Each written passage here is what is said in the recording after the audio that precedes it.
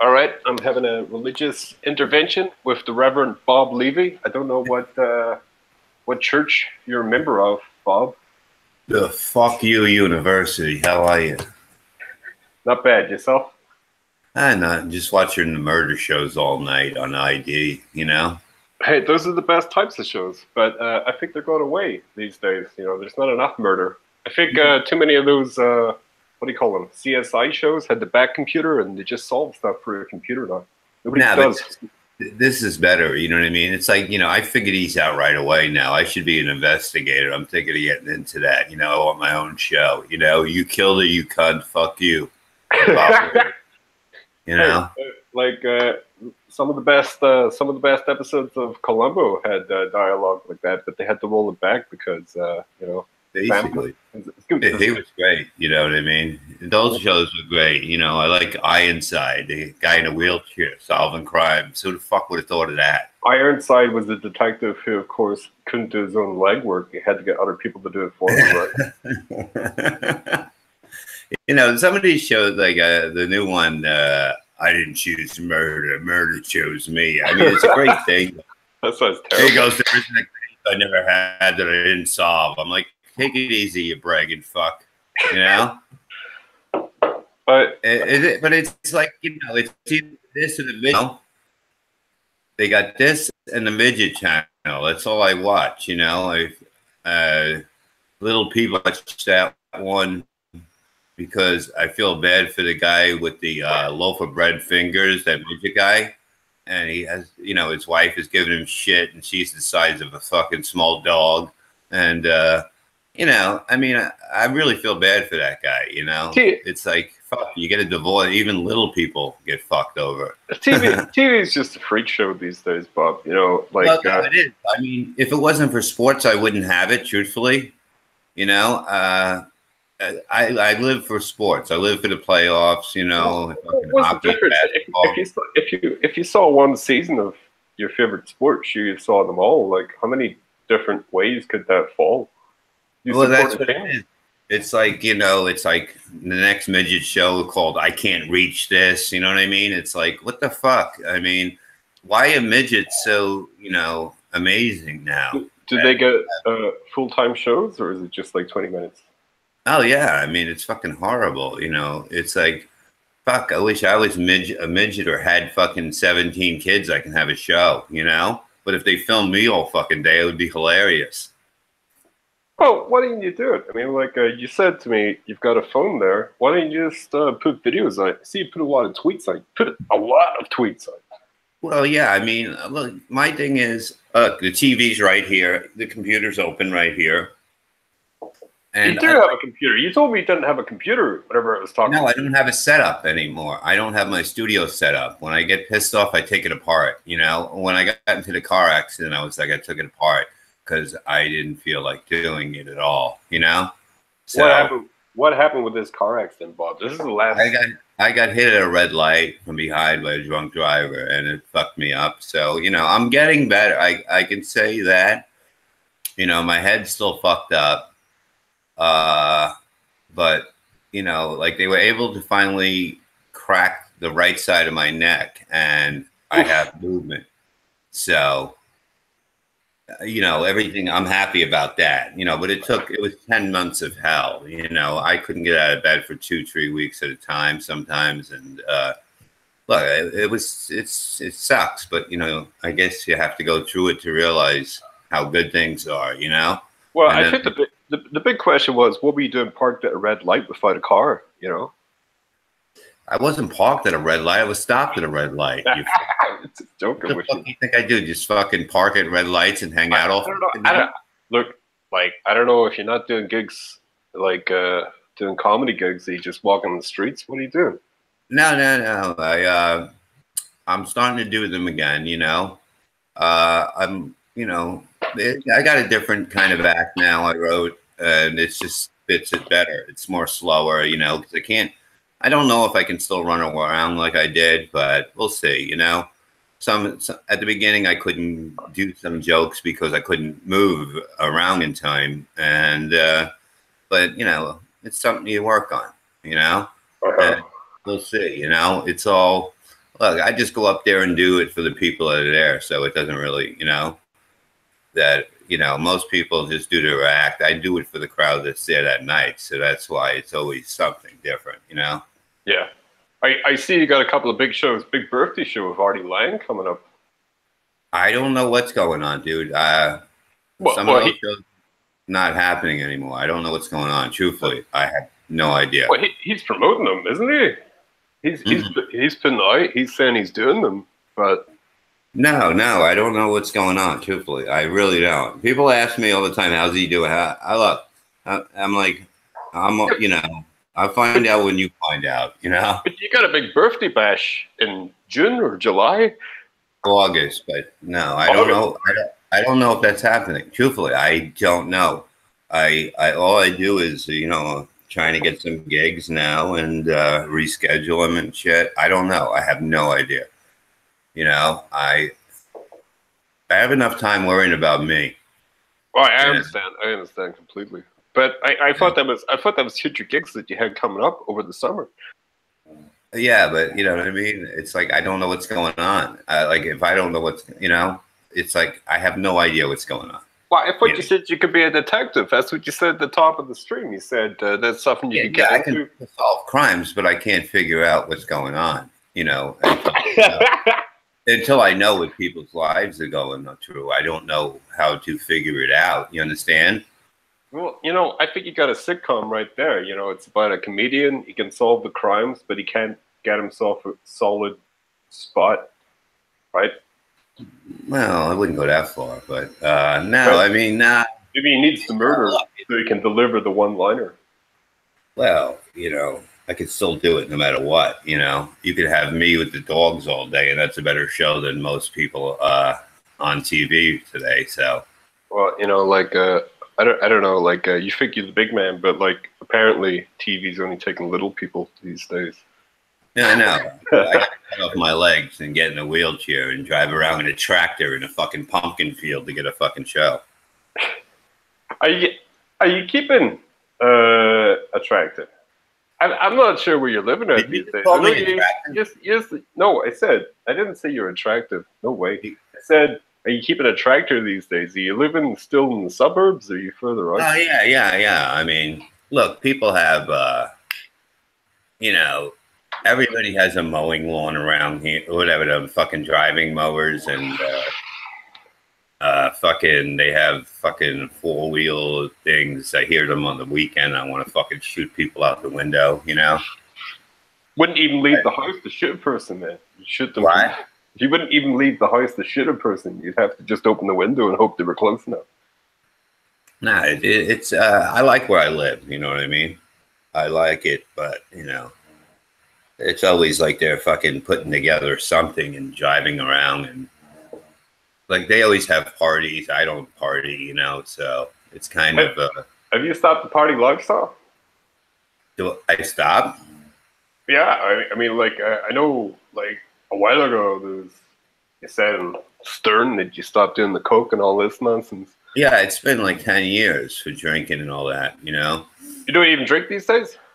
I don't drink. No, I haven't drank in 10 years. You know, it's like it was simple for me to quit. You know, it's just like you just put an end to it. You know, I don't think that's as hard as an addiction as the pills that the doctors put you on. Like they put me on Xanax after I stopped drinking. The doctor said to me, "Oh, that's great." He goes, "Hey, you should try this because this will calm you down in case, you know, you get a little edgy." And I didn't know anything back then. And now you're totally addicted to them. But I'm almost off them, you know. It's I have like a month to get not even a month to get off them, like another 3 weeks. All right, I'm not too familiar with pills, man. What's Xanax for? Anxiety, you know, stress, you know, the same shit, you know what I mean? But it adds to it more, you know. If you're stressed out, if you're upset 100% more. You know what I mean? You want to kill somebody. If you're in a good mood, it makes you in a good mood 100% more. But it's definitely something that you shouldn't be on long. And I don't think that they can't give it out like they used to. So now it's not good for you, they'll say, because of the fact that, it's very hard. It's worse to get off than heroin or anything like that, and a lot of times, like, your insurance will pay for you to get the medicine, but if you want to get off it, they're like, well, we don't take that. You understand? So they make it's like a thing where they got you hooked into the system. So you have to kind of do it yourself, even though it's dangerous. But I kind of know the feelings. I know when it gets to be too far that I have to take a little piece, you know what I mean? Because it'll feel like you're having a heart attack, but you're not, but you can have a stroke. You can have a heart attack. You can die from this, but you just got to know how to do it. And at least I know, it's like, it's so funny that I know some doctors that are on Twitter, you know what I mean? That like one guy hit me up today and I'm saying, what about taking this and taking that? So I get ideas of what works and what doesn't work. Well, you got that Dr. Steve. He used to do Sirius XM. Yeah, I got him. I got other people too that, He's a good chap, but like, I don't know how he retains everything in his head. I think he must just Google it. No, he knows what he's talking about. No, these are people that are doctors. You know what I mean? It's like they're no fucking different than the fucking doctors that fucking get you hooked on it. They're just trying to help me. All right. Well, I think you got like a kind of a funny system there in America. Like I would always say, try to stay off everything as much as you can. Like if the doctor's trying to put you on something, if you don't need to take it, if the doctor says you don't need to take it, you're talking about taking the. Yeah, like back then they made a lot of money off it. Now they can get in trouble. Hey, come on, man! In the 50s, did they not say, "Hey, take a pack of smokes and you'll be all right"? Oh well, yeah. Everything's like. I mean, come on. Milk is good for you, and then it's not good for you. Eggs is good Coffee. For you. It's not good. I say just live your fucking life, and you're gonna die of whatever you're gonna die of anyway. Your body's set up for whatever it is, Like you're like a reverse alarm clock, like an alarm clock goes off in the morning, but us mere mortals, we're designed just to stop. What is an alarm clock? I don't know. An alarm clock. A clock that gets you up in the morning, You ever seen a morning? Dude, I woke up at 1 o'clock today. I know, but you must have stayed up long enough to see a couple of mornings, heard a couple of alarm clocks in your time. Well, yeah, I mean, I would have somebody wake me up. I don't fucking, Oh, the maid comes on, says, get out of bed. We got to do the sheets. Well, no, I mean, I used to get up for school. My mother used to get me up, and like, I never wanted to get up. And then my wives would get me up, and I never wanted to get up when I had to get up. I mean, that's what sucks about doing when you did morning radio. Morning radio was horrible for a comedian. Would you not have just stayed up whenever you were doing that? No. I mean, you would get a couple hours sleep because you're thinking of the plan. But some shows, you already knew what you were going to talk about. You do a pre-interview, which is, I never understood those because they're just burning material, right? You just want to go and do whatever you're going to do. That's why you're like, what do you want to talk about? I'm like, just talk. You know what I mean? It's so simple, radio. You just talk. And people are like, well, you come up with 5 things I want to talk about. Yeah, let me throw a little bit from my skit in there too. And you can do the fake laugh. Please. I hate those shows. Give me an example of the fake laugh.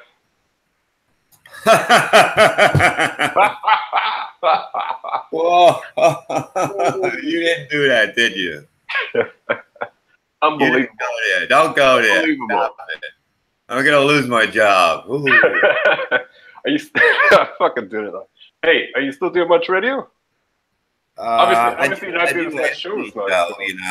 I like that show because that's a show you just walk in and whatever the fuck goes on. That's the best radio. What show was that? Anthony Cumia, I'll be doing the 29th. You'll be doing Cumia the 29th next month? No, this month, next week. Next week. Okay. So you'll be on Cumia next week? Yeah. I like doing that show because it's like you walk in and whatever's going on, that's what you talk about. And that's what makes, when I did a podcast, I would just say, follow me. to my Oh, guy. wait a minute. It's whatever is going on and whatever went on 30 years ago, right? You know, you got to talk about. I'm really joking. I'm just joking. Like, No, people just, compound media. you know, when you set it up and they go, "What do you want to talk about?" That's not, you know, that's not what we're really as good as. It kind of looks, if you look at videos, you'll see it's kind of fake. I mean, I can see it easily in a second when the difference between me just going off being regular, which is what you want to do, or having the 5 things to talk about. You can see that, you know, it's kind of pushed. You can see it. You know, I can definitely see it. I can see when other people are doing bits that you thought were real at the time. They're bits, you know what I mean? And you can see that they're acting, and it's horrible acting if you really look at it. But you know, it's a mind. It's a theater. You're putting on a show for them. Some radio shows, you know, it's just it's like a soap opera, you know. Well, that's the thing. Like, they have to keep the content going. You know, you're just dropping in for one episode. You're a special guest star. Tell me this: what about Artie leaving Compound Media? Did you hear much about that? What, leaving what? Artie's left the Kumia show now. Yeah, I just read about it. You know what I mean? I don't know what's going on. Like, I'm one of those people that I don't know what's going on, so I wait till I know what's going on. You're like, I know nothing. So when they know nothing. When they arrest you, you get to say, I don't know anything. Again? I don't know anything.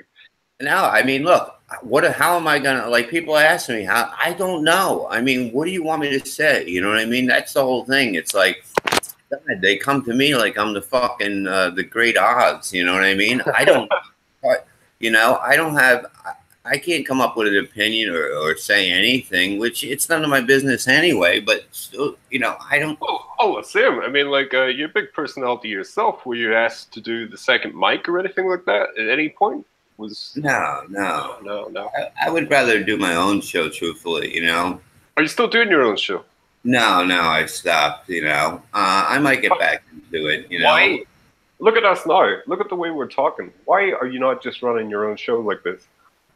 No, because I took everything apart. I wasn't in the mood. I mean, I had to recover, dude. I was fucking injured pretty yeah, I understand. Sorry. No, it's very hard to be funny. That's fake funny to me. You know, I'm trying to be funny, but I'm being fake because I'm really not feeling good. I'm not putting you under any pressure here to be funny. I'm just having a conversation with you. Oh, no. I'm saying to do my own show. It's like, yeah, but like, what pressure would you have to be funny in your own show? Like, you know, you're just talking about whatever you want to talk about. Yeah, but it's like, if you're not feeling good, you're pushing it, you know. Maybe you don't have to do it every week, you know. Maybe you can just do it like once a fortnight, once a month. You just sit but the whole thing is that, like, now a time to do it is incredible to me to try to set something down. You know, we've been talking for how long trying to do this? Dude, but like, it's nothing. Like, I'm showing you here now. Like, we just jump on a little Google Hangout and we're broadcasting live. We don't have many views, but then it just gets archived. And you just post it. No, I know. You know? Yeah, I mean, I used to do the show where we tape it. We tape 3 shows for the week in one night. And make believe it was had the rest of the week free. Yeah, I mean, that's what I had fun doing. I mean, I think I had a great team around me, and it was so easy, and it was just really funny. I mean, I would listen to the show because it was funny, and I just never, like, somebody said I have all these tapes of Miserable Men from the beginning. If you want them, I go, I can't listen to me fucking from years ago, you know? Well, I mean, why didn't you take them and store them on your own YouTube channel, Bob? What was that? Why didn't you take those recordings and store them on your own YouTube channel? Because it takes a little bit of time, but just put your thumb on it. Yeah, look, I don't fucking, you know, I want to spend my time just fucking doing things that are nice and cool and relaxing and just fucking live life. I don't want to be fucking storing shit I did 10 years ago. I mean, it doesn't matter what I've done 10 years ago. I think if you don't lock that down, though, someone else is out there and they've got it and they're just gonna Well, let them enjoy it. You know, what the fuck? I did it. I enjoyed it. What if they're making money off it? It was brilliant. And, what if they're making money off it, Bob? yeah, you can make money off it. You can make money off it. You don't really own it. You know, when you own it if you publish it and it's you and you recorded it. No, I published it on Howard Stations. You understand? Yeah, you sign that shit away. You sign your life away. I understand. Dude, I understand. Dude, when somebody gives you $200 a week to do a show, you sign it away. That was it? Yeah, dude. I some of the guys weren't even getting paid until I had to open my mouth because they were crying to me. Why do you think Quarantine left? I mean, come on, man. It's ridiculous. It's like you have a great lineup and you got to fuck with it because of the fact that they can't even come up with $200, you know, to fucking cover your parking was $50, you know. I mean, your tolls and gas is another $25. But wait a minute. If you're recording the show in the station or the building, like surely they would have had like employee parking, no? Employee parking? Are you fucking kidding me? Well, I would have pushed for it. I would have been like, come on, I got to park my car.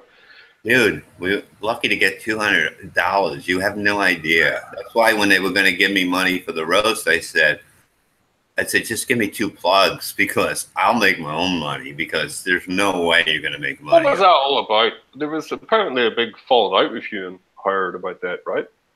There was apparently the meltdown of Bob Levy. There's no meltdown of me. There's a meltdown. Well, that's what you say. Dude, if you can't handle me, that's your problem, you know? If you're going to fuck with me, I'm going to fuck back, you know, 200% more, you know? I don't come from that fucking life that they come from, that fucking, you know, if you come and take a swing at me with a bat, I'm coming back with a cannon. I don't Speaking about that, have you had much contact with Danny Bonitus these days? No, he's a friend of mine. We were always friends. That was like even when was that bit? Was that like the wrestling? Whenever you guys were going at each other, it was like wrestling. Yeah, it was like a It was. It was like a It was a work. Yeah, I mean, it was supposed to be. On that video, he was supposed to push me. He never pushed me. That tape was probably 3 minutes long. I was running out of insults.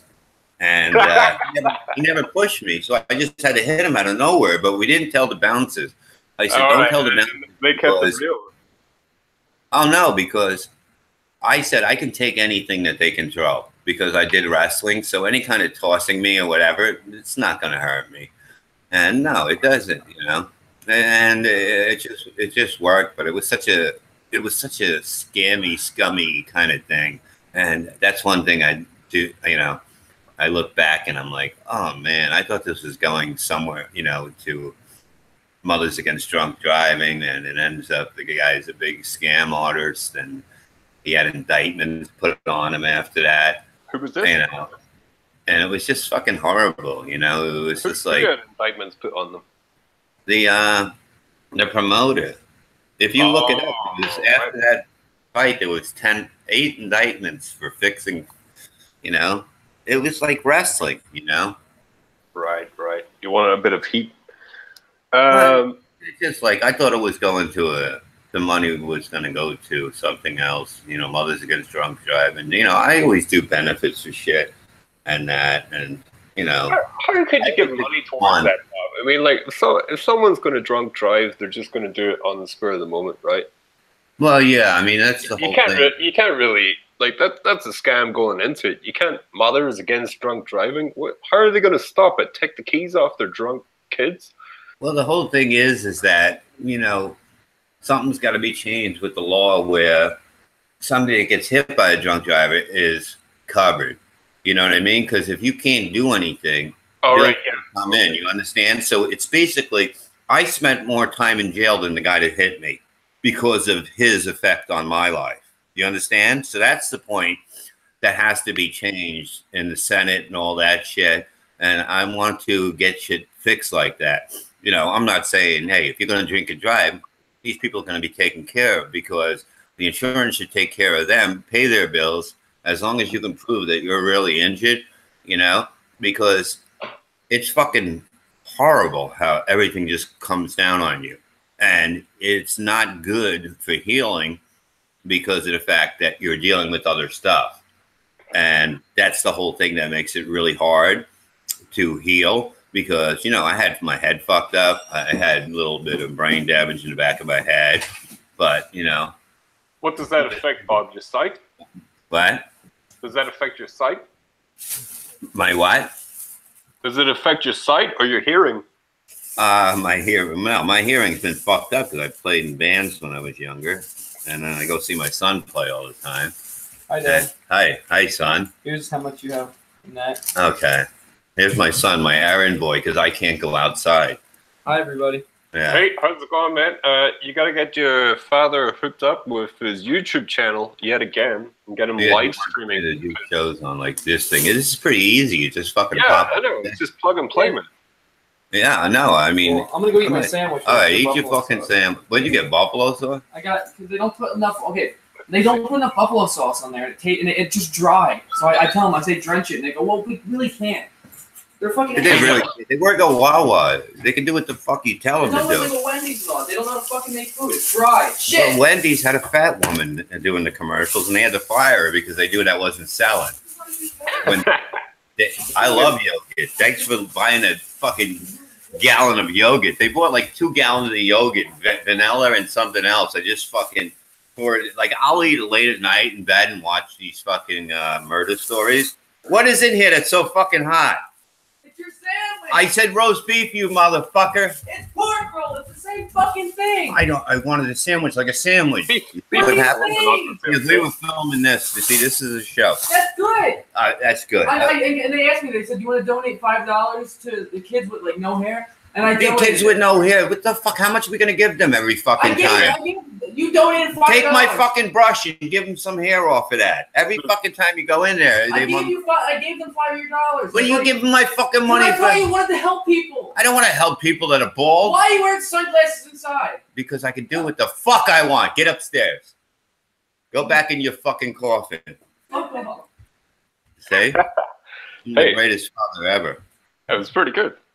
Yeah. But I gotta stress one thing: beef and pork are not the same thing. But if you could get back to something you were saying earlier, you said you did the wrestling. What do you mean by that? I did wrestling, pro wrestling. Where? What happened was, me and Jim Norton, were hired to do Vince McMahon's son. Did you say hire or hired? Hired. Okay. Hired. It's a word in New York. Yeah, sorry. I thought you said you were high there. So they said, "Can you come down and do a show on a boat?" It was like a cruise in New York City, in beautiful yacht. And Vince and them really liked me, and they were like, "Hey, you know, we can use a guy like you, an announcer." And Pat Patterson was rubbing my leg. That was a little creepy. What's Vince like? What? Did you spend much time with Vince? Wait, hold on. This fucking dope almost fell down the stairs. What the fuck is that? You look like a fucking retarded gymnast coming through the room. I want water. All right, go get water. There's shitty water here. There's fucking dirt in it. There's no dirt in the water here. We got some of the best fucking water. There's ice cubes in the fucking freezer. Where? Where? You sound like a fucking bitch being raped at that point. Fuck off. Holy shit. So, yeah, so we did the thing, right? And then, you know, I ended up training my neighbor, who I ended up living next to. He had a wrestling place. Of course you live next to your neighbor, you asshole. Oh, I'm going to kill this little prick. That's good input.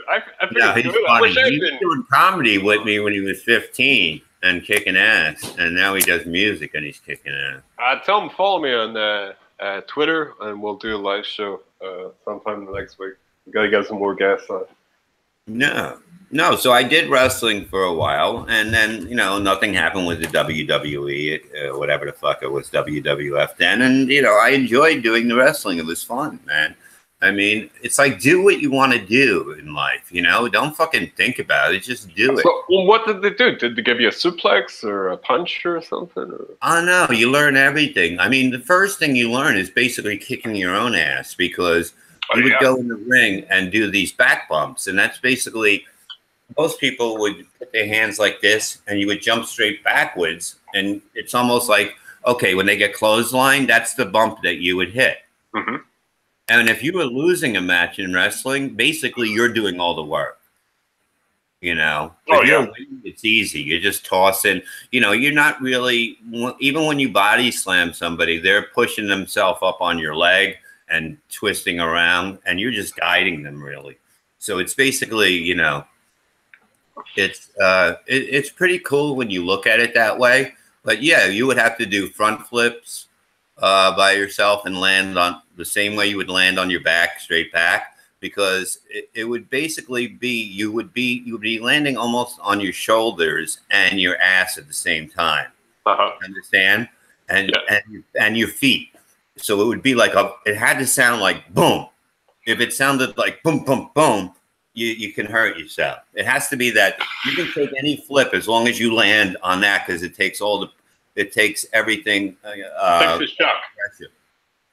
You know. We got someone in the chat saying Pat Patterson is maybe gay. But I'm not saying it, but someone in the chat says Pat Patterson's maybe gay. Oh, yeah, he's gay. Oh, yeah, he's gay. He was rubbing my leg saying, yeah, we could use a guy like you. And I'm like, well, I can't use a guy like you, motherfucker. You think he wanted to bump you all night long? I definitely, yeah. But, you know, I was a handsome lad at 34. I was a pretty man. You know, I'm always pretty. I'm still fucking pretty. And I just woke up looking like this, goddammit. But, woke up with the sunglasses on? Well, now I put them on, you know, in the house sometimes, because if it gets too bright, you know. I just turn the lights on. The lights are off, dude. You don't have to take them off, man. Like, this is your gimmick. You had sunglasses on. Keep them on. Come on. You know, be like John Carpenter's They Live. Keep them on. I thought you wanted to see my pretty eye. Not at all. Hey, come on. I'm not Pat Patterson. I'm good with the Blues Brothers look that you've decided to take. Good. I like these glasses. I'm looking for the John Lennon glasses. That's my goal, is to get the John Lennon glasses, the round ones, or the ones that are a little bit, they're cut smaller than these. He wore in the Rain video. Well, I hear the thing about the John Lennon glasses, they're so small that it's very hard to get a bullet through them, you know, but anywhere else in your body is pretty good. Oh, stuff. See, that was the night I cried. I actually cried. I remember that. I was with my first girlfriend by the park, and we heard it on the Monday Night Football thing on the radio. And, you know, I'm a huge Beatles fan. You know, I listen to this shit all day. Like, music is the greatest thing. You know, you can listen to the Beatles. You can go to fucking Sabbath. You can go Floyd. You know, everything is just so brilliant. Like, everybody has their moments. Some have more moments, but, you know, but you can always find, like, a great song from any band. You can always find a bad one as well. I remember someone telling me about the Cure. It's like 30% good songs, and the rest of it's all direct. Who is it? Someone was talking about the Cure to me one time. Oh yeah, the Cure. I wouldn't listen to that shit. You know what I mean? Like no, but like I had to agree with them. You know, like you buy an album of a band that you like, and you end up. You know, when I was listening, you know, when I started really getting into music, you know, it was the Beatles first, and then, you know, I really got into. I mean, Boston, like, it came out. I mean, I was fucking 14 years old. You know what I mean? Boston came out with that first album, and that was fucking, every song was a hit. Foreigner came out with their first album. Almost every song, you know, you can listen to every song. It's like, you know, the Beatles. Like, the Beatles, you can say they might have 2 songs that you can't, you know, they're just like, why, you know? Like a Yellow Submarine and something else. But, I mean, everything else is, like, amazing, you know? And when bands came out with albums like that, you were like, fuck, man, like Def Leppard, once they started hitting, you know? And it was like amazing to be able to put on an album like Pink Floyd. You put on a Pink Floyd album, man, they don't even need this, you know, they can take so many breaks between singing and just play music. And the music takes you away. You don't have that shit anymore. We got someone in the chat asking, what are your thoughts on Opie? Would you do his Westwood One podcast? Yeah. I mean, look, man, I really have nothing against anybody. Has he been in touch with you to do that yet? I was always banned from the building, so I was always on the phone calls. But No, I was get banned from the building. Yeah, well, yeah, they banned me from the building. What did you do? They said I attacked 4 security guards, which wasn't true. It was a trick to get me going because I was very easy to get going. You know, especially when you're on medicine, and Of those. and then I tried to kill her. Is this on footage somewhere, or like was this part of like horror TV? Or phone calls to my house that my friend was there. And it went to I beat up 4 security guards. I never said that. Then I beat up 4 security guards the other day, and I was like, "Fuck this!" And then I tried to get Howard's attention so he would listen. And I threatened to kill him and his wife. And then he sent the NYPD Blue to my house. What? You tried to kill Howard and his wife? Howard, yeah. Did you? I said to NYPD Blue, I said if I wanted him dead, he'd be dead. And they were like, "You can't say that either." Why can you not say that? I guess for some reason I'm not allowed to say it. I figured it's land of the free, is it not? America, you should be able to say that. Yeah, look, you know what I mean? When I grew up in a time where saying I'm going to kill somebody means you're going to beat their ass, Yeah, but I know, but like there's other millions to it. If you say you're killing it means like you're doing well. It was a weird situation. The FBI was involved, and at the end I said, "Well, what do we do now?" And they go, "If you don't hear from us, that's good news." I never heard from them. So, what department? X-Files? The NYPD Blue. I don't know. They came in here at 10:30 at night with fucking 2 of their cars, 2 of my cars, because my town has to bring them in. What would you say? Stern's got a big mafia. Would you say he's got a big following and he could call in something like that, rough you down? What he has a what? Would you say he's got a kind of a hard Stern mafia? He could rough you down like that if he wanted to. He could call it in. No. No. No, we'll never be done talking. Dude, he can't handle it. He thought it was going to be easy to pick on me instead of Chuck Zito, but that's what I'm saying. He's such a big personality. Like, do you think he could have called that in with some people? Called in what? I don't know. Like, just someone to come around your house and give you a shakedown. Like, nothing actually happened. They just came around and told you a lot of shite. Yeah, it was basically that. You know what I mean? They're just telling me you can't do that. He's scared. So, and I'm like, well, whatever. All right, so you're saying Howard Stern did that. Okay, all right. Someone in the chat asked, do you find Amy Schumer attractive? Do you find her comedy attractive? Do you find her physically attractive? No, I don't. I mean... which one? If I did, I'd have to put myself down. I'd bring myself to the dog shelter and say, put a fucking needle in me and watch me go to sleep. Is that not where she lived? What? I thought she lived at the dog shelter, no? Oh, come on. Sorry, that was someone else. Don't insult dogs like that. No, I've heard rumors before that she wasn't a nice person from other comedians and that, and how she treated their girlfriends and all that. And then she was mad at me because on my podcast, I said, I went and seen a movie. My ex-wife wanted to see it because LeBron James was in it. So we went and seen it. I go, this is horrible. And, I went on my podcast and said that, if a gunman would come into the theater during that movie, I would have ran towards the gun because it was so bad. And she was crying. She was crying over that. And she crying over that she was like towards a hypothetical gun. He goes, I don't want to be around him at all. Anyway, like I'm around her anyway, you know what I mean? But she could talk her shit, but if somebody shoots back, that's what I can't handle. When people can't handle when you shoot back at them. I mean, I was always, believe me, I can handle 5 people with my mouth over them if I wanted to. I can fucking totally take people apart, but I always took a high road, I think, on the Stern show because, it's just the way, he can't handle the truth. So you can't really go for the truth. You're like because technical from there. Do I? Who can't handle the truth? Howard can't handle it. You know, it was anything. If you attacked him the way he tried to attack you, oh my God, he would cry. He would cry. Do you think he lives in a fake news universe? Oh yeah, he's surrounded by people that yes him to death. He doesn't know what the real life is. You know. Do you still listen to his show? Do I listen to it? No, man.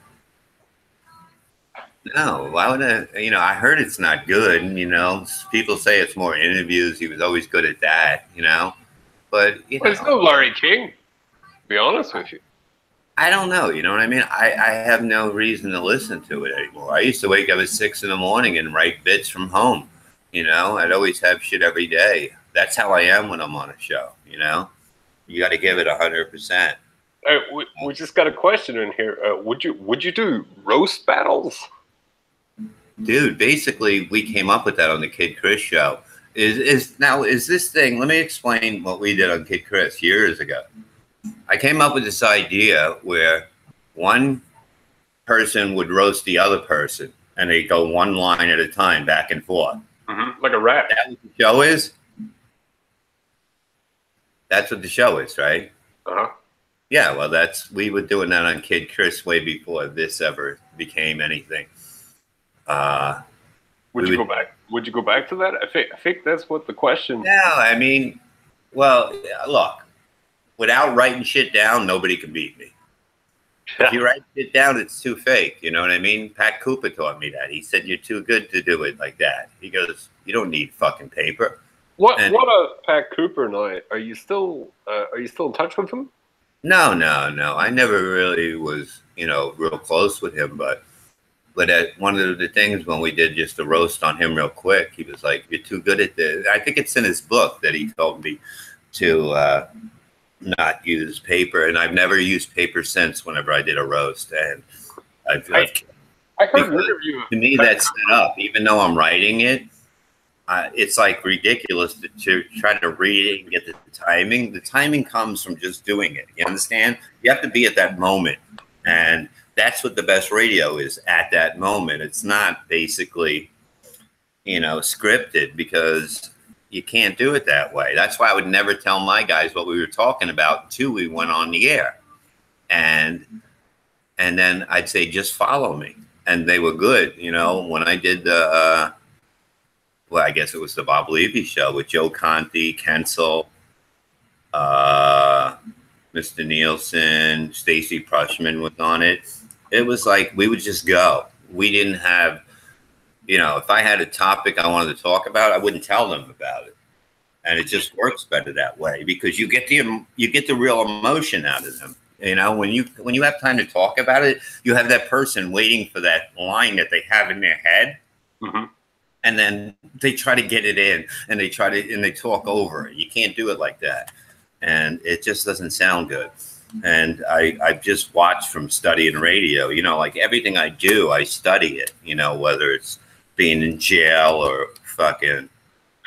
You're getting ready for when the FBI cracks down on you. What? I said you're studying being in jail. You're getting ready for when the FBI cracks down on you for something. No, I don't worry about the FBI. I mean, I just see how bad the jail system is. And I got to understand that point of it and how, when you go in there pretty fucking mad, or at least I did. And they ended up putting me by myself because I pissed them off so fucking bad. And they came into my cell over 4 days, probably about 8 times, and just fucking raided it and threw me against. They didn't throw me against the wall because they knew I was fucked up from the back and that shit. But they would I had fucking guys looking at my ass. I go, well, what are you going to find in my asshole? If we find anything, we're splitting it. And they were just not happy with me. And it's basically to break you down, but, you really can't break me down, But I seen everything that was wrong and what they should tell people when they come in there. Because a lot of people are there for stupid reasons, and it's just it's a waste of the taxpayers' money.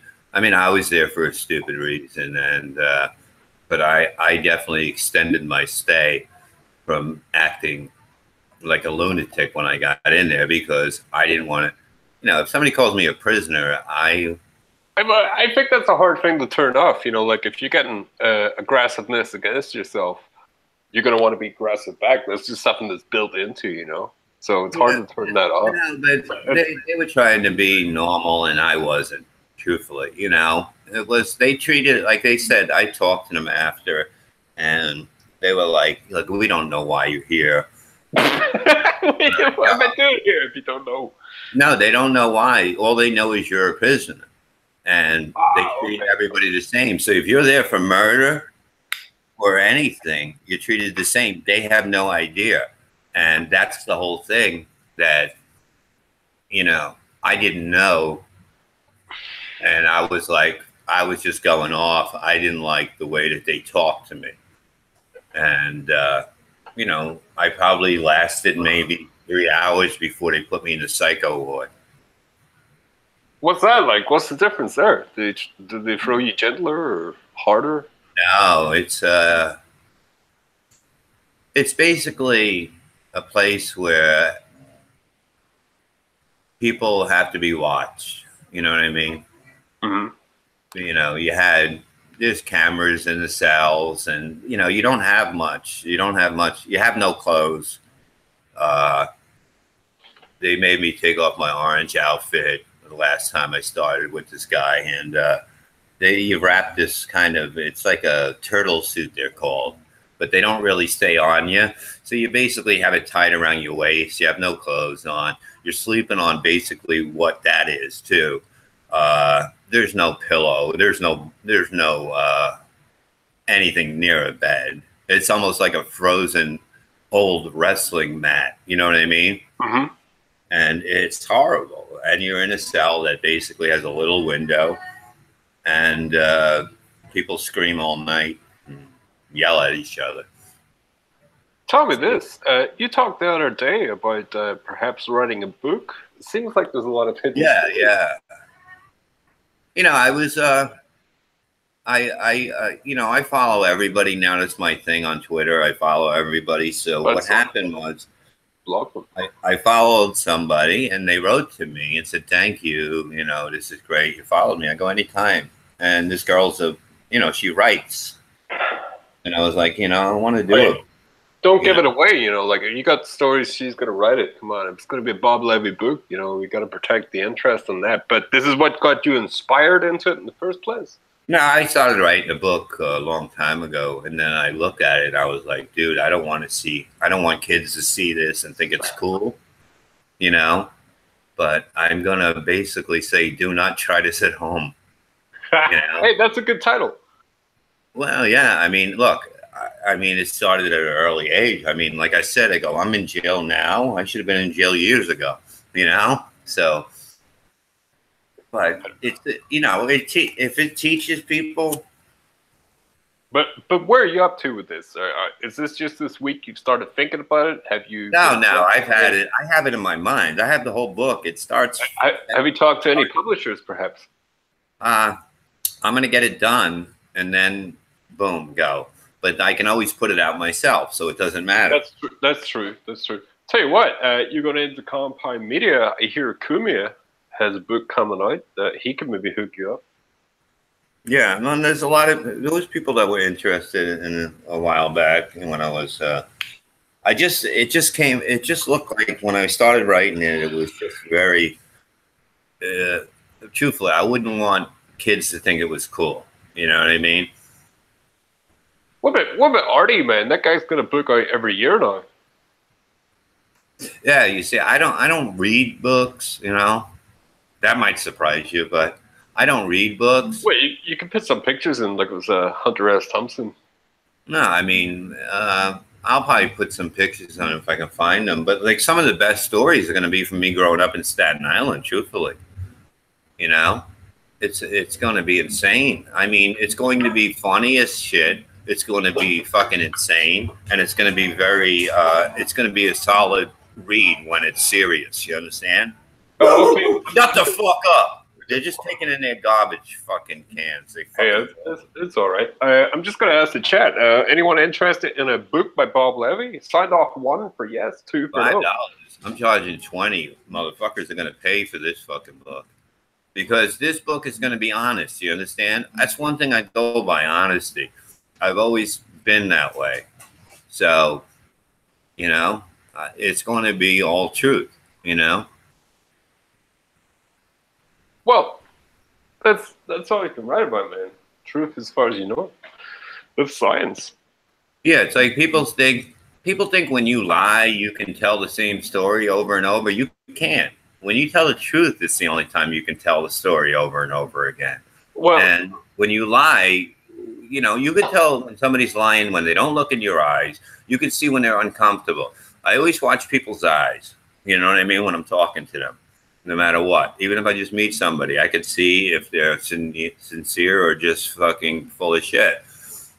You look into their eyes. You know, if they can't keep, you know, eye contact, if they're looking around, there's something up, and you don't want to deal with them. Okay. Well, you know, what about Star Wars? That's the same story over and over again. Do you think that's true? What is it? I said, what about Star Wars? That's the same story over and over again. Star Wars? I don't give a fuck about Star Wars. Let me tell you something. I went and seen the bit. Come on. Hey, I seen Star Wars, the first one, and I was like, I don't even know what this is fucking about. Jesus fucking Christ. I'd rather watch Logan's Run and see people fly in the air and get shot when they turn 30. What's going on with Logan's Run, man? I heard there was a remake coming out, or the script was done. What's going on with that? Sure they gotta wait for someone to sell it, right? They gotta wait for a big actor to come on board, right? Yeah, but dude, everything's a fucking remake now. It's horrible. It's horrible. Well, I don't mind that so much, man, because like there's less and less that I want to see. So the more stuff that I already have a predisposed, do you know what I mean? Like a like if it's Buck Rogers, I'd be more interested in seeing Buck Rogers than I would Jimmy Nobody in space. You know what I mean? Yeah, I mean, but like, you know, there's only so much you can get into of something that's been done 20, 30 years ago, you know? It's like, come on, man. You know, there's so many ideas out there. And when you're just settling and you're just saying, you people are stupid, you'll buy this. And to me... But that's it. It's escapism, Bob. You know? And if you have a certain comfort level in escapism, that's why people come back to your Twitter, come back to your shows, because they know what they're getting with you, and they want it. Yeah, I mean, like, look, I'm serious sometimes. I talk about sports. I like to communicate with people because no matter what I want to talk about, boom, I just post it and I got people talking about it, whether it's sports or whatever I want to talk about. I think you should post more videos, Bob. I think you should post more videos and do more hangouts like this. Yeah, I know. I'm just like, you know, I'm kind of on break, you know what I mean? I will. No, I understand completely, but like, you look at that Bill Burr motherfucker. That guy is reading the same fucking ads every fucking week. He's not even reading them, man. He's just playing pre-recorded fucking ads now. How much is he earning off that? Yeah, I mean, we'll see. You know, we'll see what happens in the future. You know, I mean, when I'm ready, I come back, I reinvent, and I come back. You know. I think you got the anxiety talking to you there. You know, I think you're ready. You got the sunglasses on. You got a cigarette in your hand. It seems to me like you're ready. You're good to go. It's like Rocky. Yeah, I mean, you know that bit in Rocky 2 where, hey, Adrian, I was thinking maybe... Wait, hold on one second. Hold on one second. Sure. Hello? Hey, baby. I'm doing a radio interview right now.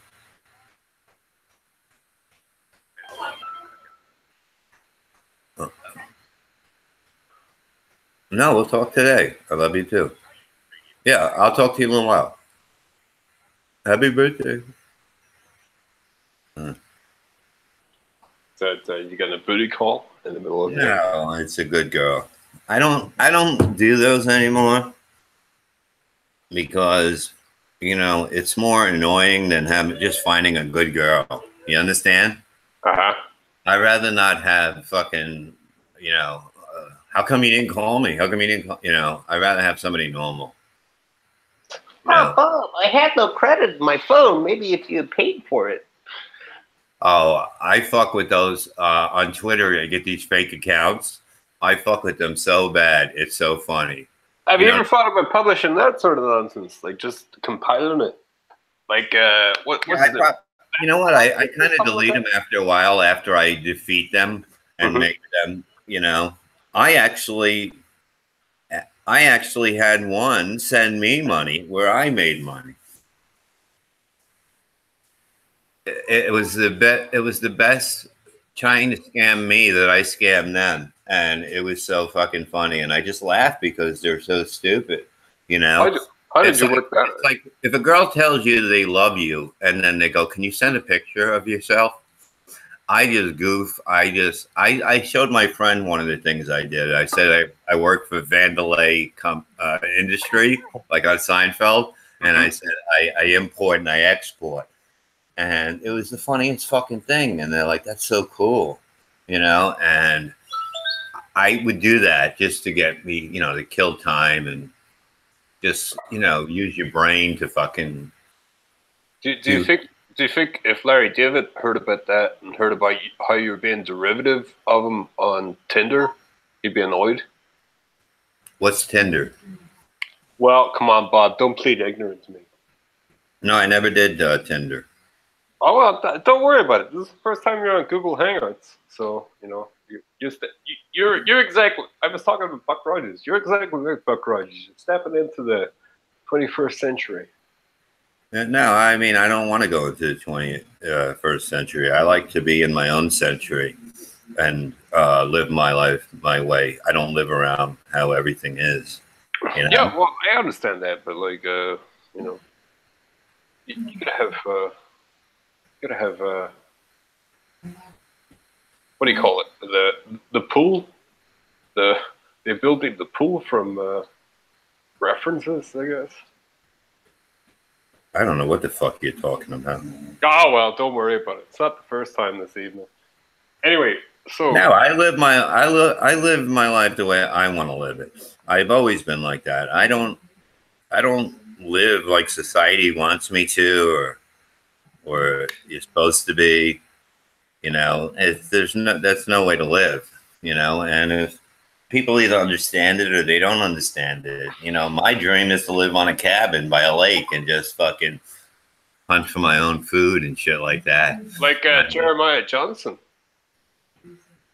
Well, sorry, yeah. that's an old movie. Well, that's Robert Redford, right? Yeah, it is indeed, yeah. Okay, yeah. See, I watch a lot of... I had that dream as well, but... no, I mean, it's not a dream. It's definitely something I would... like, you know, and then do gigs whenever, you know, and just fucking take it easy. I mean, I fucking lived like 9 lives already, so why not just chill? I mean, that's what I learned, that those are the most fun things, just a little. Man, if you're the cat who won't die, you just gotta chill. I don't have a cat. Cats are for pussies. That's true. I got my dogs. They follow me around. They're always around me. You know, they're my support, you know. Do they follow you on Twitter? No, they don't. They're not on Twitter. I won't allow them, you know. You know, what I found out, Twitter, like I follow everybody. I don't have a problem with anybody, you know. Like, I get along with everybody. It's weird because people are like, oh, my God, this person's cursing me out. I go, I don't get that, you know. Because some people get very aggressive on Twitter. Like, that's the whole thing. They just come home from their job and they just sit on Twitter being like, rah, rah, rah, rah, rah. Yeah, but I don't understand that. You know what I mean? It's like, these are things to use as a fun outlet. You know what I mean? Where you can just joke around and have a good time. And, you know, a lot of these people become my friends, you know. And, you know, I do a lot of work with people that need, you know, with the vets and regular people that just need, you know, I see that they post something and I go, what's up? I hit them up. I go, I see, you know, something's going on because I can figure it out. And, you know, it's easy to talk to people and help them. And there's nothing, you know, I think that's a great feeling, you know. All right, Bob. I'm gonna put you under pressure here. I'm just gonna say carry it. I'm just gonna go to the toilet. I don't want to take the laptop with me and have like pissy signs because I don't want to sound like Zion Z, the professional that he is, in the background. I'm just gonna go. So I'm gonna leave you on a topic and you talk about it. Okay. So what would you like to talk about? Well, where you going, I'm motherfucker? just going to the toilet. I need to go pee. I don't want the. Well, you're like a woman. You can't fucking hold it. Jesus Christ, men hold it. It just got to a fucking point where, like we started the interview late. We started the interview late, and like I had a couple of beers. Piss yourself and fucking get on with it. I can't do that. I'm not that professional. You know, like I'm not dedicated to this. It's going to take me like 2 seconds. I'll shut the door so you won't hear it. Just, you know, can I give you a topic and you run with it? I got to shave. That's what I need. I'm fucking itching. But that's not so bad. You know, you can have a shave on live stream, but having a piss on live stream is something else. Dude, you got to be able to hold it, man. I would drive to a gig that was 8 hours away and not piss. I would never stop. Yeah, but like the problem is I'm putting more on top of it. So like I need to fucking clear out what's going on. You don't need to clear out shit. Don't make excuses. I hate excuses. You know, that's weak. Well, the bladder's weak for sure. Well, so what? You got to strengthen it up. You got to say, hey, you piss. You're staying in there, motherfucker. I ain't got time for you to be coming out. You know, you got time to piss when, you know, you should have pissed before. Listen, I did piss before, but then you fucking backed the interview up by about 20 minutes. So I'm backed up. Oh, geez. Sorry, I wake up at 1 o'clock. I don't sleep all night. I'm trying to solve murders on ID channel. That's all right, man. As long as a couple of them get solved. But like, I need to MacGyver my bladder at the minute. Oh, that's my thing to figure out who did it. You know, right off the bat. And I'm usually right all the time. You know, just stealth piss. Like the interview, the same thing with people. All you got to do is talk to them, and just throw something out there, and you can tell what kind of person it is because they'll talk. People love to hear their own voice, so I let them talk, and then I'm like, all right, this guy's an asshole, you know? Hey, come on. This is the first time I've had an on-voice conversation with you. There's no need to get so personal. No, not you, you fuck. You just can't hold your fucking piss. Jesus Christ. Piss in a bucket or something. Gotta go somewhere. You don't have to go. Is my camera foggy as it looks on here? It looks like I'm in a fog. Let me take a look. Yeah, it does in the upper end of it. But what's this up? Is this off a mobile or a mobile? What the fuck were you from? Alabama, you fucking hillbilly fuck? Yeah. No, it's I don't know what the fuck it is. You know, it's a fucking laptop. You know, it's an old one. Laptop. It's maybe just a bit of a smudge over the top of the lens. It could be my children. What do you mean? I might have came on it. What do you mean? It could be your children. I might have came on it. It's ejaculate. Okay, classy joke. Ejaculate? I don't ejaculate. I come, motherfucker. Over your camera. Some people just put tip over it, but you're going the complete opposite direction. Just going all out there. No, I mean, geez, what the fuck? You know, you got to go fucking piss like a little girl. You know, calm down. Hey, it's gone. It's been and gone. You can handle it. It's away. These now look, I have my stress blockers. I forgot I had these pills. I bought them online or something. Stress block. How the fuck would a stress blocker work, man? Because it helps on anxiety, I guess, but it's more natural. It's just going to be getting you high. It must just be because getting you high. Now you're fucking Canadian. Jesus Christ! It's just going to be getting you high. I'm a little bit Ulster Scottish, you know. My grandmother's from Scotland. She was from, and she's dead. You know what I mean? What? Yeah. But, I'm Scottish, Norwegian. My grandfather's from Norway.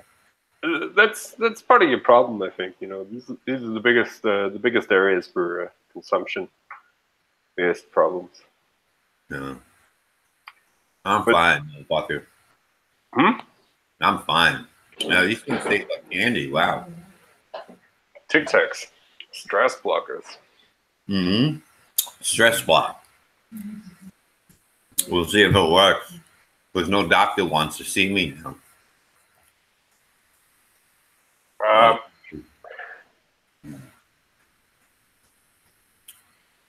What, you run out of shit to talk about, motherfucker? No, Jesus Christ.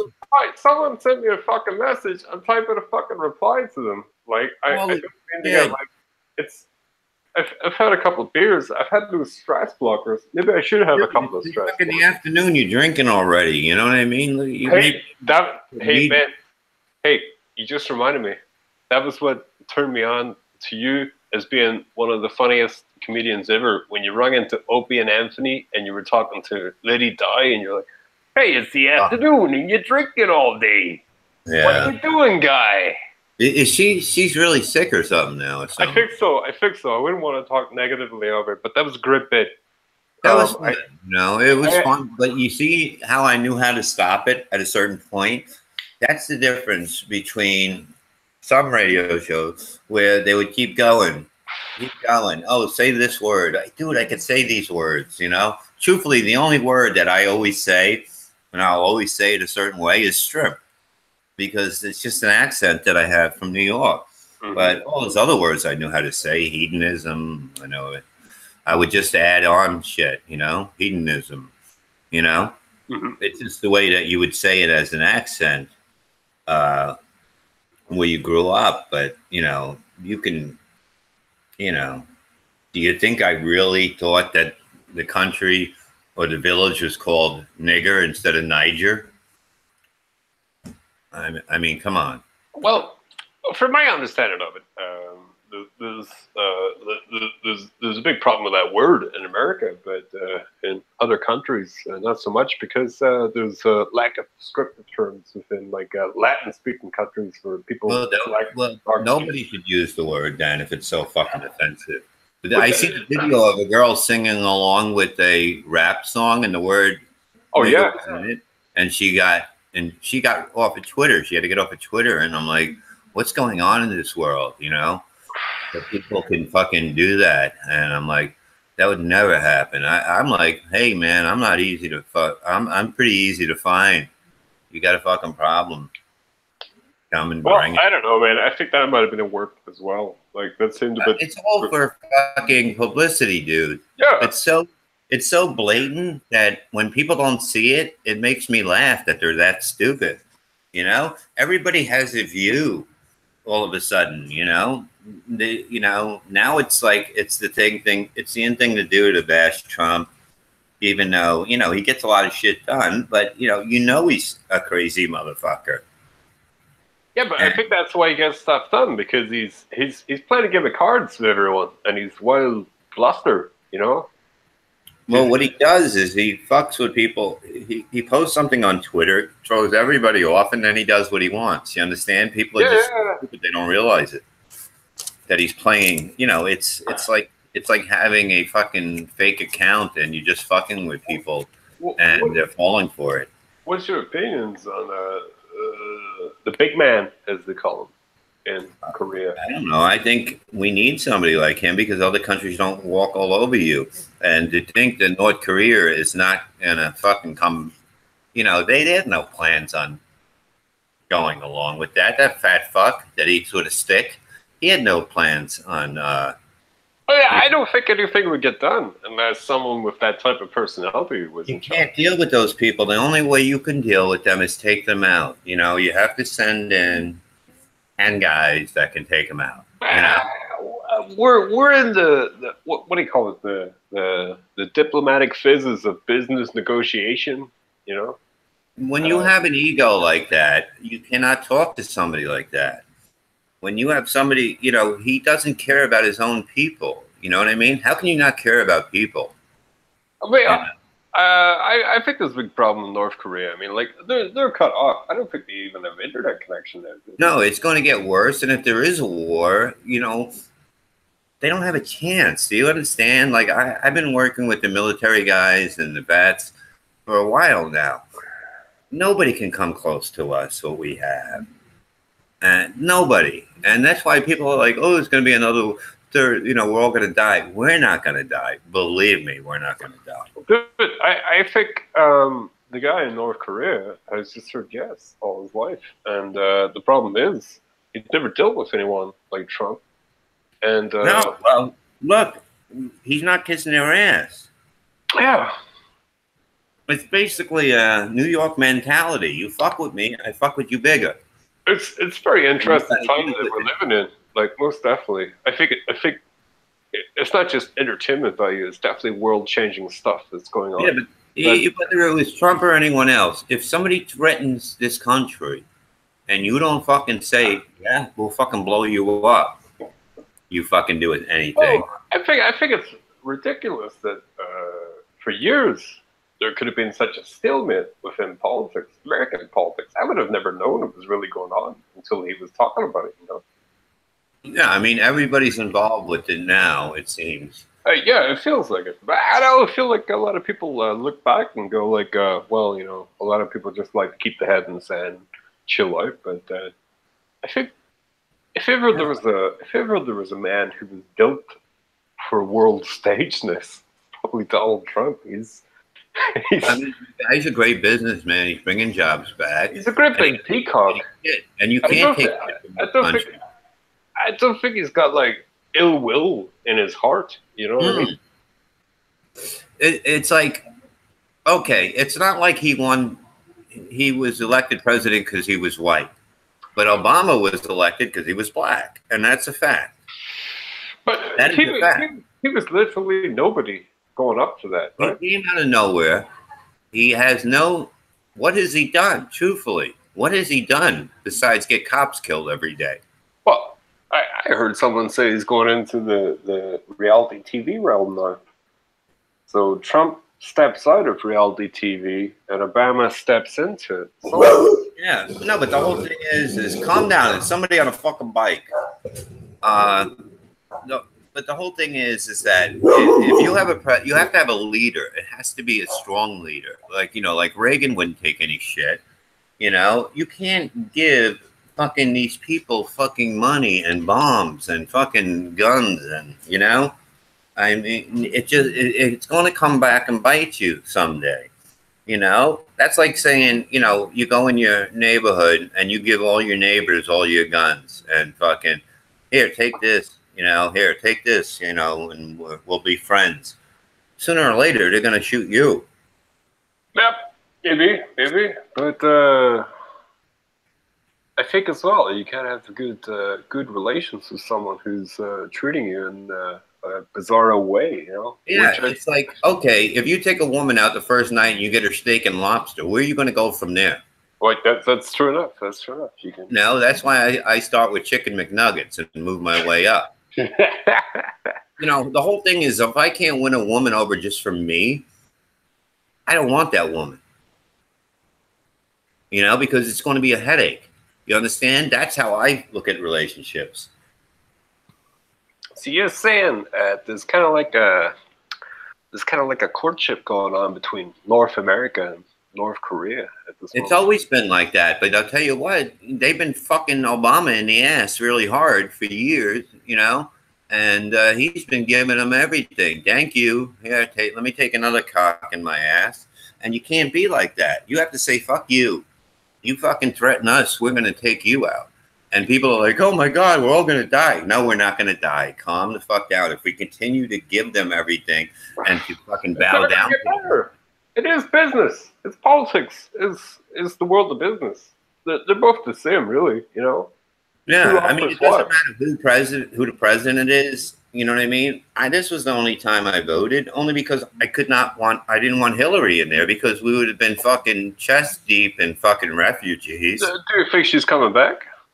She ain't coming back. She'll be dead. I heard Bernie's re-upped.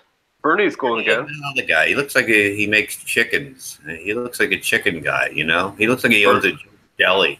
Nobody's fucking... Look, he's not coming back. He's coming back. It's over. He's announced it. He's coming back. He's the first to throw his hat in. He wants to If be he's first. alive. I mean, these people are fucking like 74 years old. You know what I Well, mean? he doesn't have to live. The only goal he has at the minute is winning it. He's got nothing else going on in his life. Well, he had his chance and he backed out like a pussy Well, he's because he going was under again. pressure. And He's to me, going that's again. not a leader. You I know? don't think he did. I think he did put up a bit of a fight. They made him back out. I think they did eventually, but I think he did put up a fight. He put up a fight until it was too close with him and Hillary, and then he was asked to back off. Yeah, but I think it took a lot of work to get him to back off. Oh, yeah. Well, money, this, that. Probably. And, what the fuck is this? Oh. But you don't think Hillary will be back? Hillary won't be back. She can't even fucking walk without falling. Is she that bad now? I haven't even seen her lately. All I've ever seen her do is sit down. Look, she's a fucking mess. They're corrupt. You know, everybody's corrupt to some point, you know? Mm-hmm. That's true. It's just the way it is. That's the American culture. It's corrupt, you know? It's run by corrupt people. Being corrupt will get you a lot further than being a nice person and doing the right thing. You get into more trouble. I think hungrier people get to the top. What? Hungrier people get to the top of the pile, right? Well, hungrier people and people that'll stab you in the back. The hungrier wolf will always get to the front of the pack. Let's put it like that. Yeah, no, it's basically people that'll stab you in the back as they're patting you on the back, you know? So that's what you have to be worried about. Hey, well, nothing different between that and ancient Rome. Come on. Oh, yeah, it's been like this for years, dude, in different ways, you know? It's like, you know, you can't say that, okay, I think black people have it great. I talk to a lot of black people and they, you know, they're happy with everything. But you can't be using, you know, years ago, if you look at it, every race, every religion has been abused at certain times. Okay? It's true. Like, I don't think anything can exist long enough without taking some sort of stress or abuse, you know?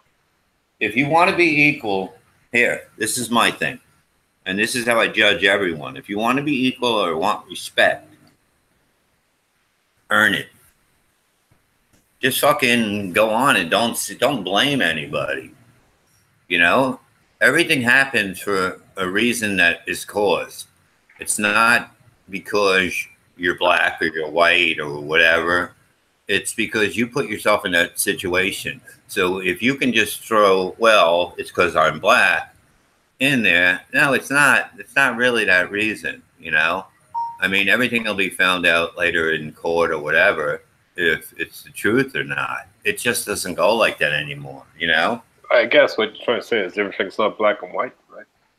Yeah, it's not black and white. It's what you do. It's what you do to make that situation evolve. And that's the thing people don't understand. And, you know, and now people can lie and say, oh, this happened to me. And then all of a sudden it's on tape. And they're like, well, you know, okay, maybe that didn't happen. It was a work, Your Honor. We were just doing it for the TV show. Yeah. No, it's like everybody wants to cry racism and shit like that. I don't see it. I don't see it when I'm out. And I talk to people about it. Everybody wants the same thing. They want a nice, you know, they want to live a normal life, take care of their families, and be safe. Everybody wants that. Nobody says that, well, the white man's holding me down. I'm talking to the stand-up comedian. You know Lenny Bruce? Lenny Bruce? I don't know him, but yeah. No, but like, you know of his work? Yeah.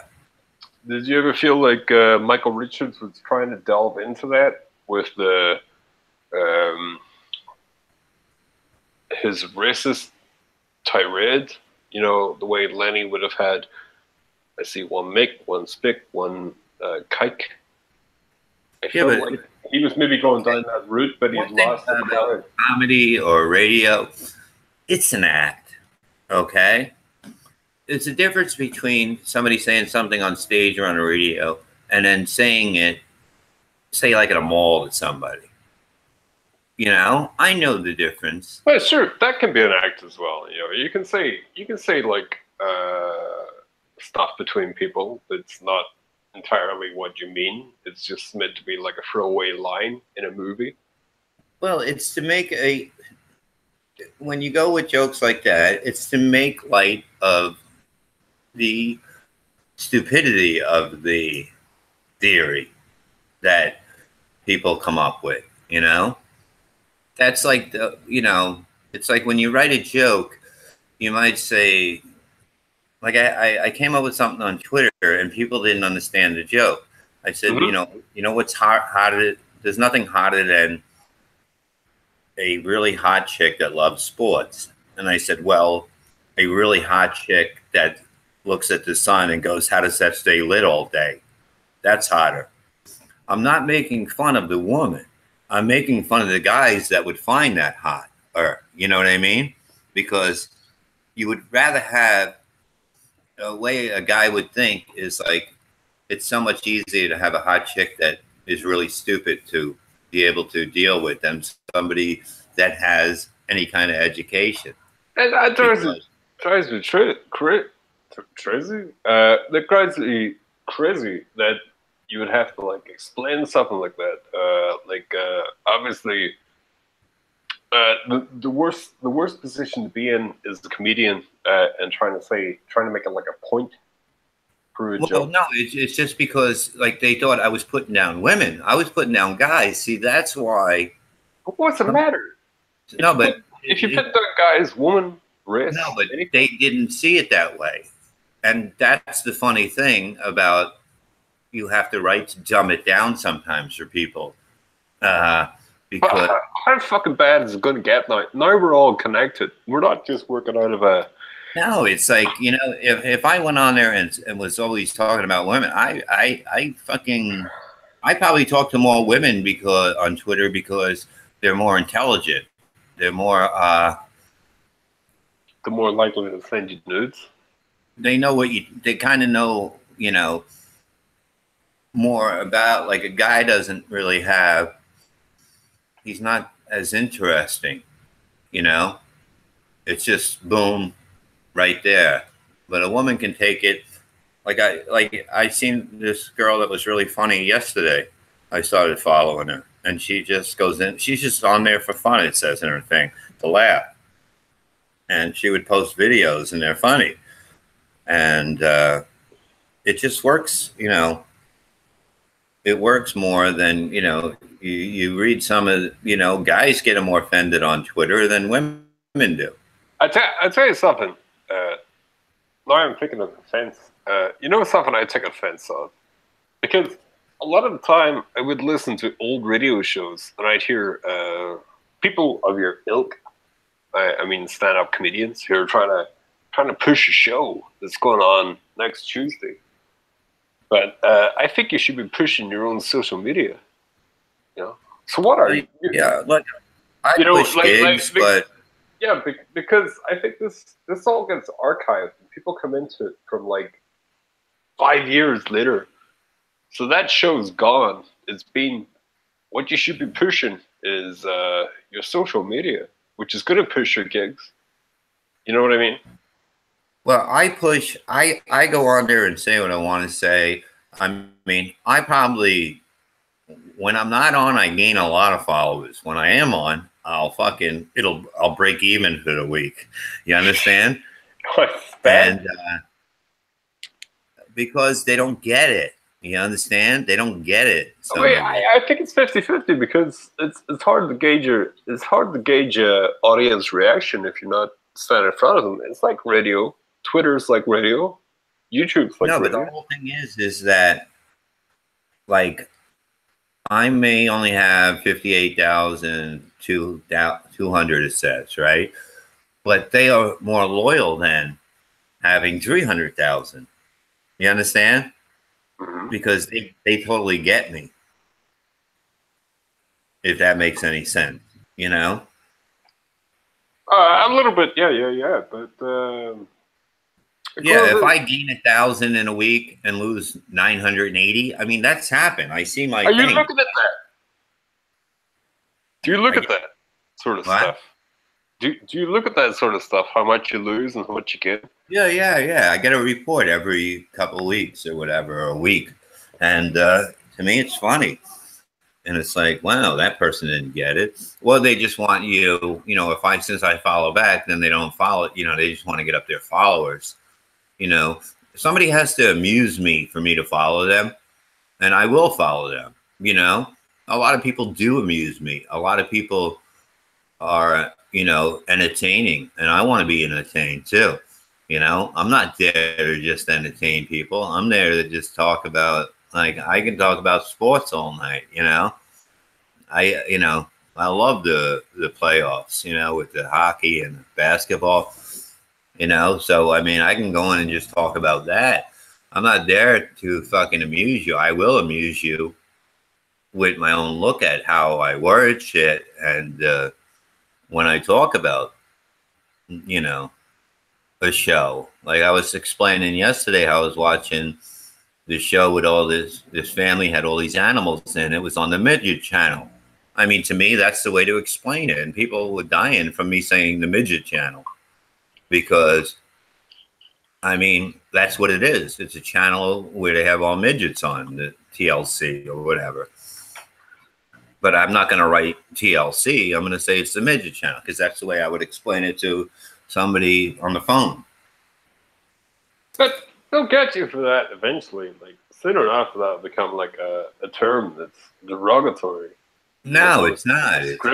It's just human talk. What people say. I mean, it's not like I go around kicking midgets. You understand? There's a difference there. These are just words. A word shouldn't be able to hurt anybody. I know, but like Twitter's the main villain of this. You know, like someday you wake up and you've lost your account. And you're like, oh my god, what did I say? And yeah, I've lost my account. You know when I lost my account mostly? Don't say it. Don't say anything because you shouldn't have a new account, especially a verified one. No, I just say, like when I call somebody a faggot. You know, to me that's. To me, can't do that. That's like behind closed doors stuff. No, but it's not calling somebody gay. It has nothing to do with gay. Yeah. I grew up a faggot with just somebody who's weak, who's just. It had nothing to do with any sexuality. It was just a weak. Oh, you're a faggot. You know what I mean? You can't hang with us. You know, you're just weak. You know, so I look at words a lot different than. And then people complain and they're like, you have to get back on, you have to delete your faggot comment. But faggot seems to be the one that gets me thrown off probably 3 times out of 5. You know? And it doesn't mean anything. It's not like I'm calling a gay person a faggot. So I don't get it. Even if you were, was it not like 10 years ago, 5 years ago, Louis C.K. had a joke about that, about like he was the most faggoty person, and then he would go into the impression. Yeah, whatever, you know.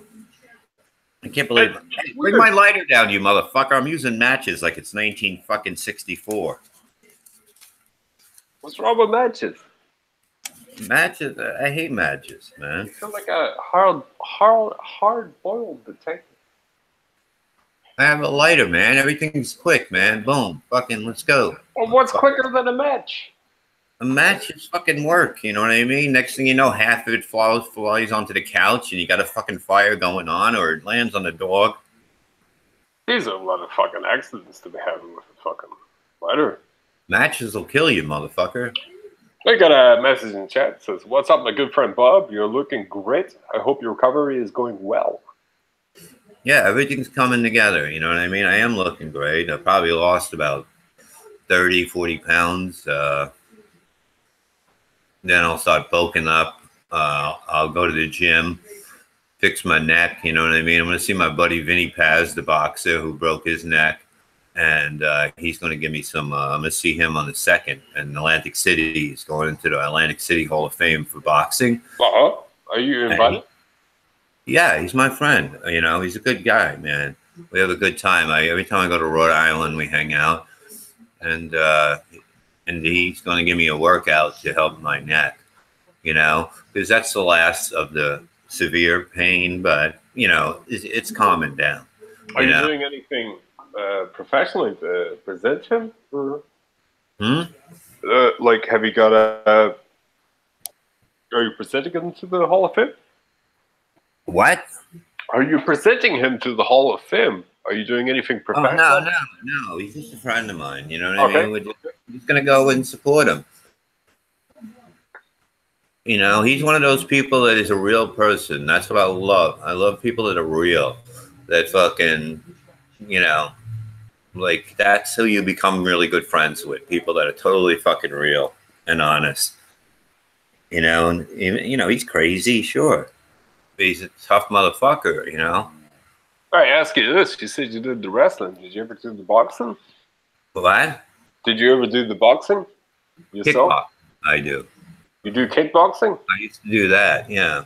Like before the accident, I was able to kick over my son's head like 2 weeks before. And what use is that when his head is there? What? What use is that when his head is there and needs the attention? No, if you can kick somebody in the head or just take their knee out, you know, that's why street fighting is so much different, because your main thing is to have them focus on your hands and throw them off. And then if you can throw a side kick into their knee, they're crippled. They're just going to fold, you know?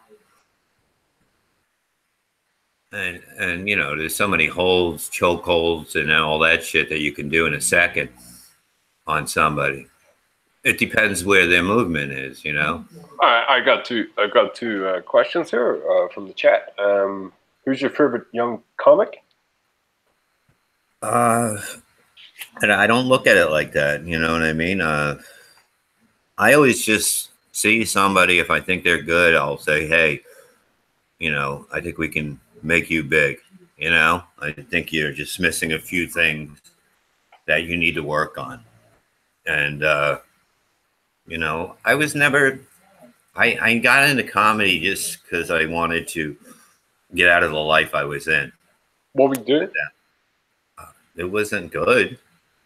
You know, it was just, I used to, in the bar I hung out with, this will be in the book, in the bar I hung out with, my job was to make fun of people that would come into our bar so they would fight us. And then my friend said, you're pretty funny. Why don't you try going on stage? And that's how I got into comedy. I knew nothing about comedy. I just knew it was just something I can, like everything I've done, I was able to do really good. You know, whether it was sports or whatever growing up. You know, when I played in bands, I was really good bass player, you know. If you're going to do something, do it, you know. So, and then I would look down once I figured out comedy, I figured it out from the back to the front, and I knew everything about it. And I was able to teach people and be able to give people a push. I never got a push, but I was headlining after 2 years, which I don't think anybody can say. But, you know, now I was able to go, okay, well, since I did this by myself, now you got help. Now you got it real easy. All you have to do is listen. And you put them in bad situations to make them stronger. You know, I never started somebody in a good club. I started them in the worst clubs. Because if you're able to do that and deal with it, you want to do this. But if you back away, I don't help anymore. I love when people want to do this. I think it's the greatest job in the world. Who have you helped out? What? Who could you say you've helped out over the years? I helped a lot of people, man. Anyone? I don't like to talk about it. Uh-huh. They'll talk about it. If you listen to radio or whatever, you're going to hear them bring up my name. That I helped them. You know, it's just something you do. You help people. I don't know. I always was like that. That's how I was brought up, you know. But, you know. Another question from the chat that we have is, what is your favorite racial slur? Well, sand nigger's always fucking good. Yeah, I like to hear a lisping Arab, to be honest with you. Yeah, I mean, look, I don't use them. You know what I mean? To me, a nigger, when you say nigger, the word nigger, to me, that's somebody that's just not a good person. And it could be a white person, it could be any person, you know? So that's the way I was growing up with that word. It wasn't like to black people, it was just somebody that was just a piece of shit, you know? Okay, that's fine. Any more questions from the chat? Throw them in there. I'll get them on. Tell me this, Bob. Have you got any more? Have you got anything in development at the minute? Are you working on anything, perhaps for TV? Well, I'm gonna put together. I am putting. You know, the writing I'm doing now is more of a TV set because it's going to be real slow. You know, the way I'm doing it, and you'll see. You know, a few people have seen me do it, but I'd like to do my own show where I the host, the middle, and the headliner, and do like the three act. I've done this before, and it really works because I go up as Robert Levy, then I go up as Bob Levy, then I bring up the Reverend Bob Levy. Ah, so you have three characters in the one show. Yeah, and it's like one's the newer guy, and I play the newer guy perfect because I've seen it, and I see every mistake that they make. But as long as you have good material behind it, it works with their character. So you know, it's like that's why like people go, oh, we got two other guys on the show. I'm like, why do you have two other people? I don't need two other people before me. You know, people don't want to sit through two other people before me. You know, when people come to see me, they want to see me, and I like to get up there as soon as possible, and I have, you know, the time. You know, and whatever the evening is, I can just go off on the evening with those people in front of me because it's their show. It's not my show. I'm not like a comedian that goes, I'm going to do my act, and if they don't get it, they're stupid. No, you have to go up there and do what makes those people happy that night. I have to do a club in June where I can't say fuck. And I'm like, are you serious? And I said, I'll do it. I said, it's going to be hilarious, me trying not to say fuck and just me being clean. It's going to be the funniest thing ever. But I'm going to do it because I can. And it's going to throw people for a loop that'll come to see me and think they're going to see whatever, but they're going to end up seeing me playing a character trying to be clean. So it's pretty amazing. I mean, that's why I love the business when they put rules on you before. Well, this is a clean club. No. If you're funny, you're funny. I can say I can fucking talk about fucking, you know, I raped a girl so ugly they put me in counseling. You know, I could say shit like that. People are going to understand it because it's coming from me. I do it with a smile on my face. I'm not fucking serious. You know, it's just funny shit. It's nothing to do with dirty or clean. It's about putting out the product. Where are you thinking about going with that? What? Where are you thinking about going with that? What does it look like? Sorry, where do you think about going with that? Going with that? Mm-hmm. Well, no. I mean, it's just going like when somebody gives me a rule, I don't believe in rules. You know, I don't believe in rules in life. You know, as long as you don't do anything illegal, I think you do whatever you want. You know, and nobody should tell somebody what to do and how to act.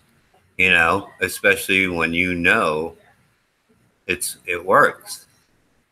You know, I mean, everybody tries to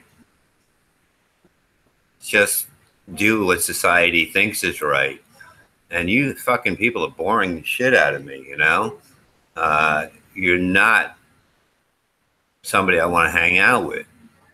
You know, I want to hang out with somebody that looks at life different and takes a chance and doesn't care if somebody's upset or looks at you different. I don't give a fuck. You can look at me different all day. I don't give a shit. But the people that do look at me the right way understand what I'm talking about, and it's a solid friendship and relationship. Right. When you're like that. It's a simple thing. Life is very simple if you don't think about it too much, you know? You know, just be you. And if people want to be around you, they'll be around you. And if they don't, you don't want them around you, believe me, you know? Well, listen, I think that's a good time to end it because I've got a beer and cigarettes. So let's wrap it up here and give everyone your Twitter address. It's at the Rev Bob Levy, and I do follow everybody back. You know what I mean? Mm-hmm. And that's my thing. I'll go through and I'll just click people through. I mean, I enjoy talking to people, and I like to see, you know, what their life's about. You know, to me, that's interesting. You know, I'm just not going to go in there and plug my shit and leave. I spend more time. I would say 75 to 100,000 of my responses are ha ha ha. Love it. You understand? Yeah. Because I make sure I respond to everybody. Because if they took time to write to me, I'll go through it and like, ha ha ha. You know what I mean? Say something. But I don't want someone to think that they're writing to me and I'm too good for them, because I would hate to be that person no matter what. You know, I don't even think like I'm like when people recognize you and that shit, it's to me it's weird, you know what I mean? I don't get it. You know, I'm still me, you know, and it's weird when you go out and or my son goes, yeah, these people, they heard your name and they're like, that's your father? And I'm like, I'm just me, you know what I mean? I never understood that shit. You know, to me, if you start thinking something that you're something special, you can do something special, but don't think you're special. You know, that's the key. You know, it's when you think you're special instead of doing something special, that's your downfall. Tell me this: what's your son's? Your son's working on YouTube, or is he working on Twitter? My son does. Well, he's out playing every night with bands. He's in like 4 different bands. Yeah, but what's his social media? Can people plug up with him? He's got a Facebook, Dom Levy. Dom Levy? Yeah, Dom Levy Music, I think. But you know, he plays guitar now too. He plays lead in bands, but he's a bass player, and he's unbelievable. And it's amazing, you know. It's amazing to see him come around that fast on everything. And that's why, you know, that's when you know. Like I said, you know, if you weren't good, I would tell you, even though you're my son, because I'm not going to lie to you, you know. I said, you got something, fucking take it to the next level. I said, geez, I have enough connections, you know. And once they see the music, I write the lyrics to a lot of the songs because I've lived, you know what I mean? So they come up with come up with a title of a song and I'll write the song. Simple as that. And I probably son's band as well. Yeah, I wrote probably over 50 songs already. And when he did, he was at my benefit. He did one of the original songs that got one of the biggest pops because it was great. You know, what? Do you have a video of this? Do you have footage of this? I don't know. You know what I mean? I really don't know. Where are you at in YouTube? What's your YouTube? I don't know. You know what I mean? I go on YouTube to listen to music. I have YouTube up all the time. I guess I have an account. Let me see something. I do have to go into it. I'll try to find your account, and I'll put it into the details of this video. Yeah, but it's just me listening to music, and then here's some of his videos. They did a Chicago song, with one band because they have horns and that shit. But he plays with mostly people that are really older than him, a lot older. And he plays lead. It's fun to go out and see him play. You know, I haven't been out hanging out in a while because it's like everything was one after another. People have, this injury really fucked me up, and life was just fucking burying me with nothing good coming from it, and you have to just fight out of it, and it'll turn around. It has to turn around. It couldn't get any worse than it was. Put it that way, and it's like you just have to roll with it. Sometimes you're on a bad streak, man. Life will do that to you to make you stronger, and I think it definitely made me stronger from everything I've been through. Well, we're up to the 2 hour mark here, so I'm going to end the podcast on that, or the broadcast, or whatever the fuck you want to call it. Live stream. No, this is fun like this. I like this. It's like totally. It's a hang. You know what I mean? I like it. Yeah. I mean, like, this is totally what I was saying. Why didn't I get into it? I mean, like, yeah, I'll get back into it. I definitely will, because I love talking to people. I like showing them that if you think something about me, you're probably totally wrong, because you're never going to find somebody that is as nice as me. And if you think anything different, then you're just looking at a character, So, when can we expect the book to be out? I would say in about 8 months, because I can blaze through this in no time. It's all in my mind already, 8 months. Bob Levy is going to get blazing. I'll land it there. Yeah.